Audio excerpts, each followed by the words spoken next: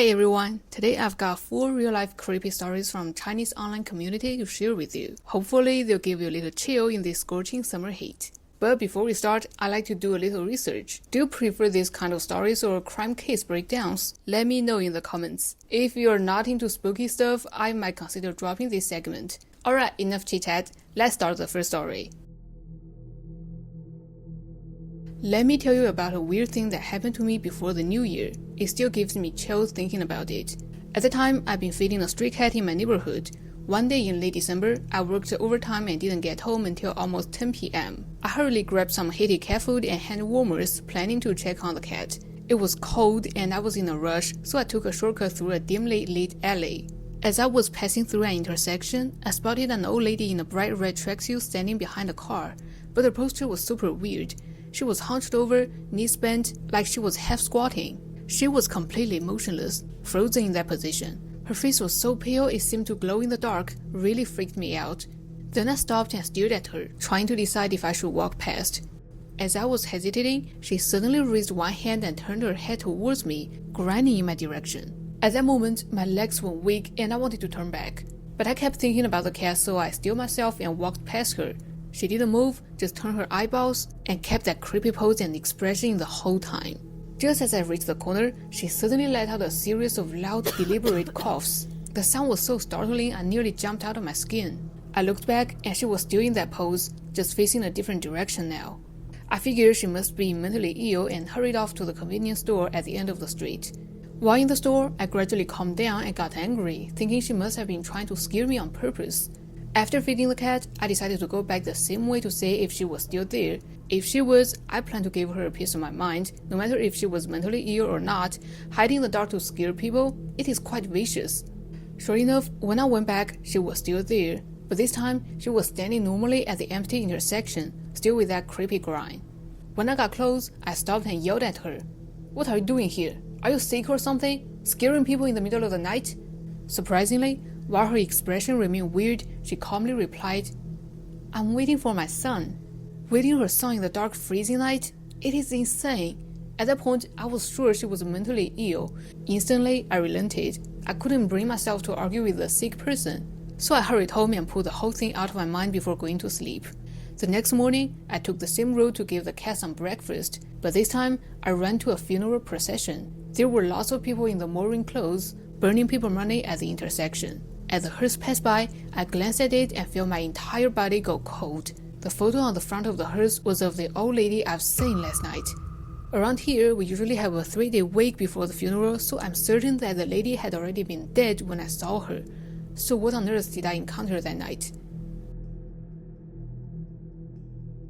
In 2010, my wife and I bought a small house in an old neighborhood and we quickly moved in, and our son went to live with his grandparents. The two homes weren't far apart, about a 15-minute drive.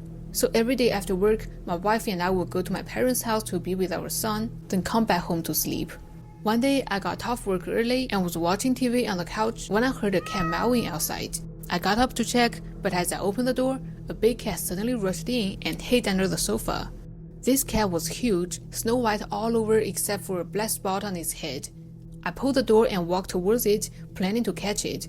Seeing me approach, it probably got scared and suddenly charged at me.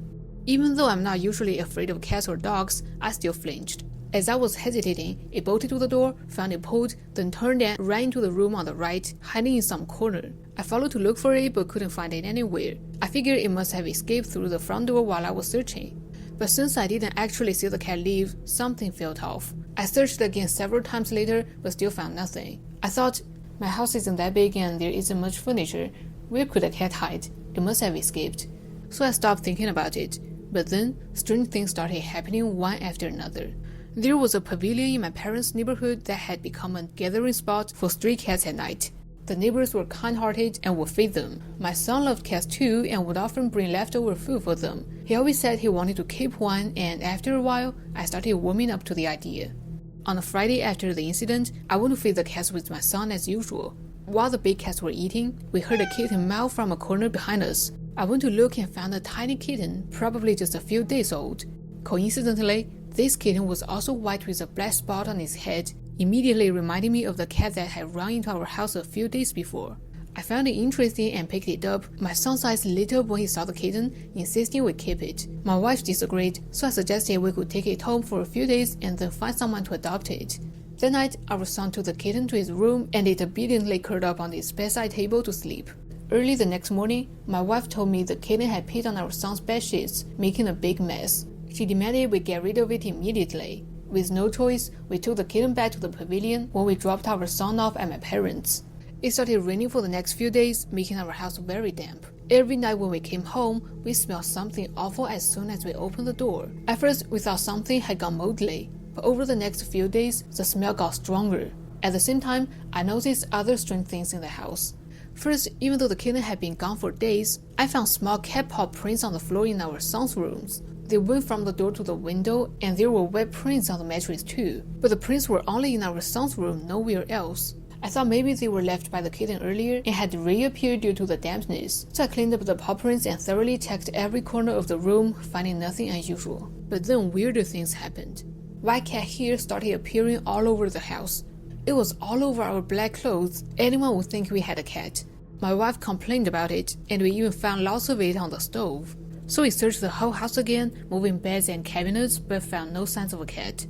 Thinking about the endless cat fur from the past few days, I couldn't help but wonder, could a cat leave that much hair just from running through the house once?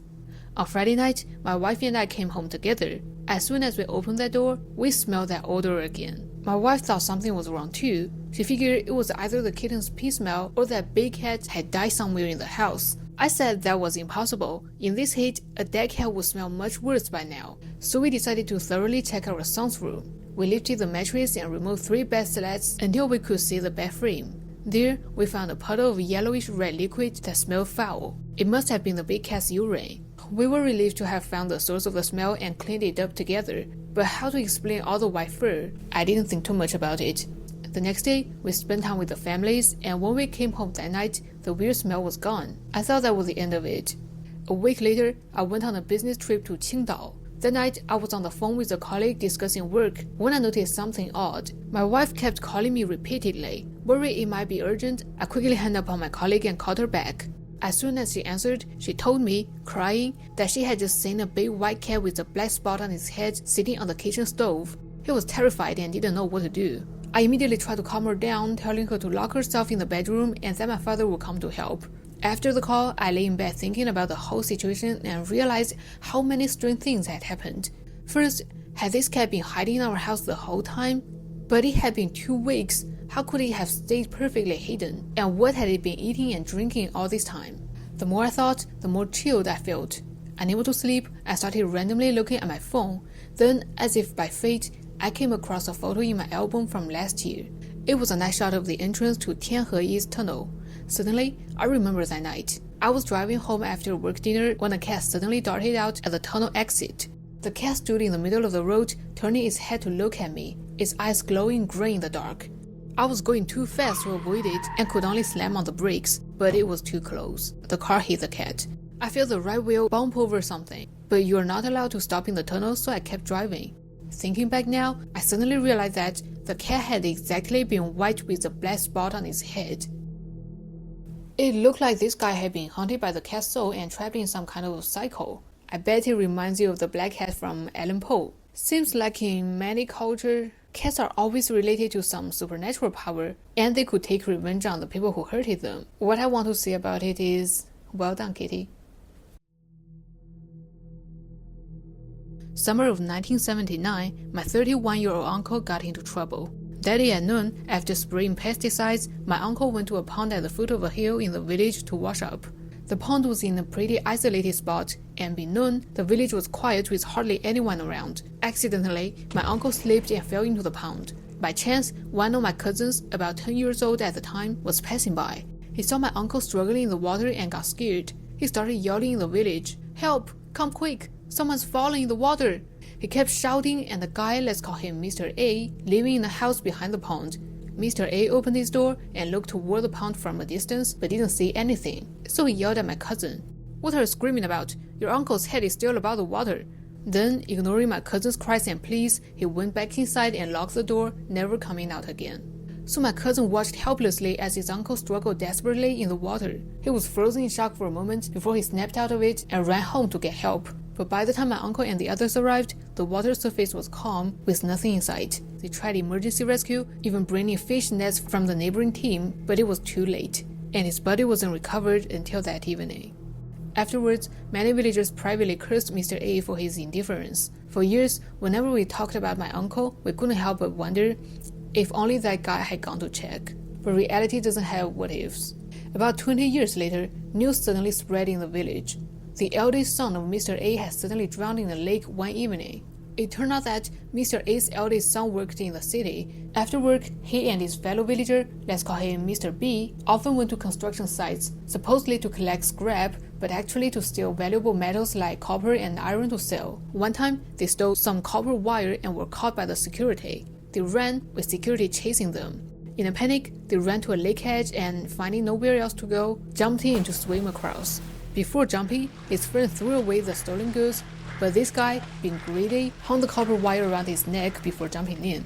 While swimming in the middle of the lake, he ran out of energy, then drowned with his copper wire. His friend, unburdened by stolen goods, made it to the other shore and escaped. Later, when returning to the hometown, the friend casually mentioned to someone that he saw the guy struggling in the water. But he was too panicked and exhausted to do anything but save himself, swimming to the shore and running away.